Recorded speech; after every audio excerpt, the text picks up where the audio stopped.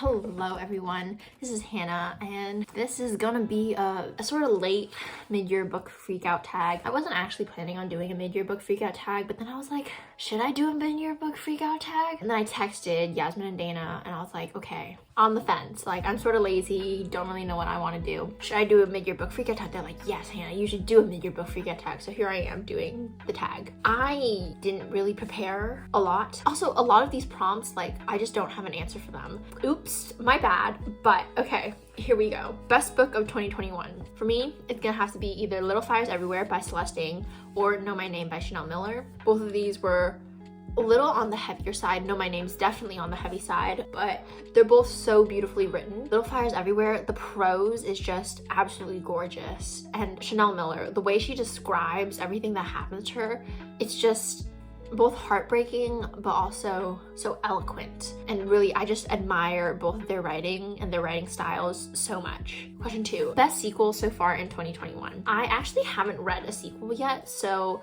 I'm gonna use this as like the second book in a series, like the best second book in a series. I have read a lot of those, and for this I'm gonna be putting Playing with Fire by Derek Landy. It's the second book in the Skullduggery Pleasant series, so like, there you go, Yasmin. I will say that I did like the Skullduggery Pleasant series, even if I don't like the later books as much. Like, the quality of Skullduggery Pleasant for me, it really just went like, a new release you haven't read but want to. For me, it's gonna be She Drives Me Crazy by Quindlen. It's queer, YA, fake dating. Do I really have to say anymore? That's like everything that I really want. Most anticipated release for the second half of the year, Our Violent Ends by Gong. I absolutely loved these Violent Delights, especially the world. It's just so intriguing. In China, 1920s, like this gangster mafia type vibe going with it, especially like the tension, the sort of attraction going on between the two main characters. Pretty sure their names are like Roma and Juliet. Also, the way like we have like this disease or something that's killing off a bunch of people and nobody knows what's happening. I really just want to see how everything sort of gets like wrapped up in the sequel. So I was just like, I really just can't wait to see what's gonna happen in book 2, especially with Roma and Juliet. Their relationship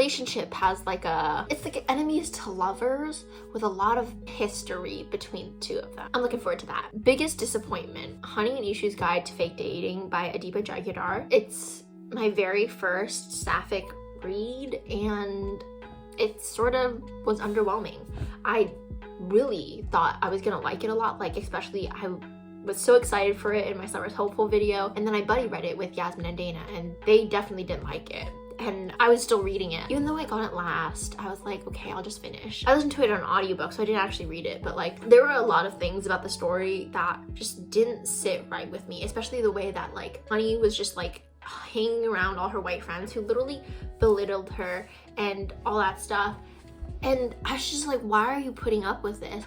And then Ishu literally does not trust her sister, but her sister is literally the saving grace of this book. Like, her sister, I want more about Nikita. Like, she is doing everything that Ishu should be doing. She is delivering, but Hani and Ishu aren't. And the relationship at the very end was just like not it. I also wasn't like a huge fan of like the setup of their relationship. It just was like, oh, we're gonna fake date, and then all of a sudden they started getting like insta sparks with each other, even if we didn't like get to actual, you know, smoochy face scenes until like the very end. The attraction was pretty mutual and pretty quick. I gave it 3 stars. So it's like, it's definitely not like I hated the book. It just didn't live up to my expectations, and that was a pretty big disappointment considering how excited I was for it. Biggest surprise, I'm gonna take this as a book I didn't think I would read, but I read instead of like a book I liked when I had low expectations. For this, I'm gonna have to say Ice Planet Barbarians. I definitely did not think that I would be spending my time reading any alien smut.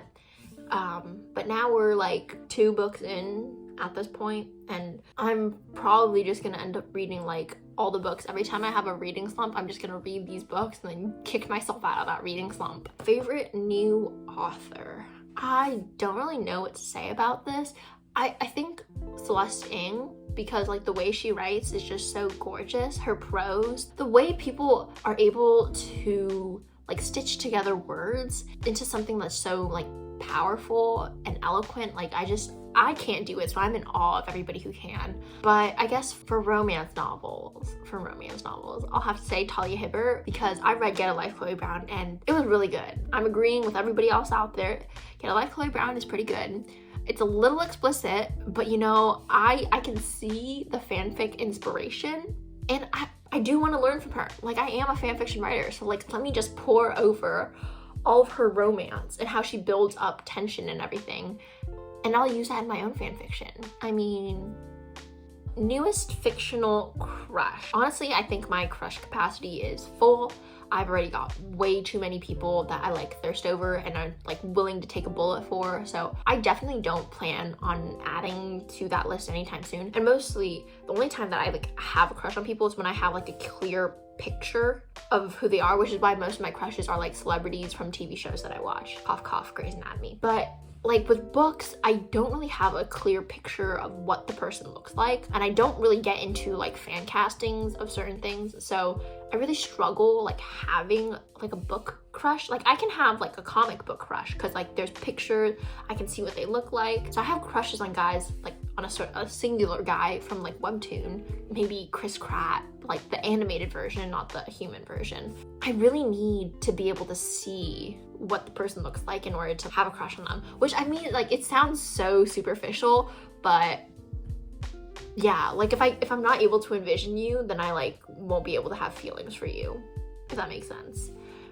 The next question is newest favorite character, and like I said before, nobody really stood out to me so far this year. Last year, I would have said that I was obsessed with Millicent from My Lovely Wife by Samantha Downing, but that's only because I had like mentally casted that person as Sarah Drew, and Sarah Drew is literally at the top of my crush food chain. She is the love of my life. I haven't mentally cast people in roles in a while.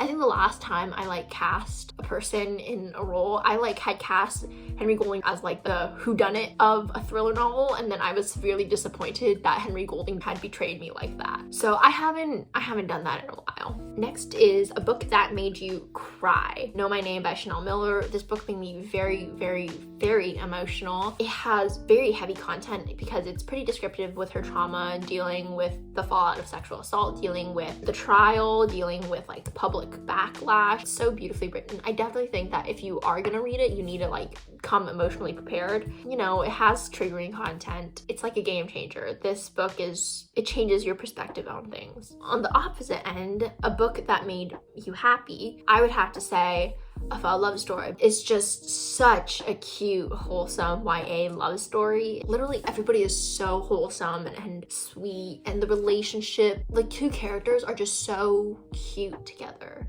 You can't help but root for them. I also really loved the representation. Like, I felt very seen in this book. I'm so happy. Like, it literally makes me so happy that I like went to go buy myself a copy of it. The most beautiful book you've bought or received this year. I would have to say With the Fire on High by Elizabeth Acevedo. Should I go get my copy? Yeah, I'm too lazy to. We're just gonna have to deal with like the picture. I love everything about this cover. Just look at it. The mangoes, the fruits, all of it, like all the colors are so bright and so vivid, and it feels so rich. And that's exactly like what the story is. It's so rich and fiery and passionate. So I feel like it definitely reflects on the story itself. It's just so gorgeous too. How can you not like With the Fire on High's cover? Books to read by the end of the year.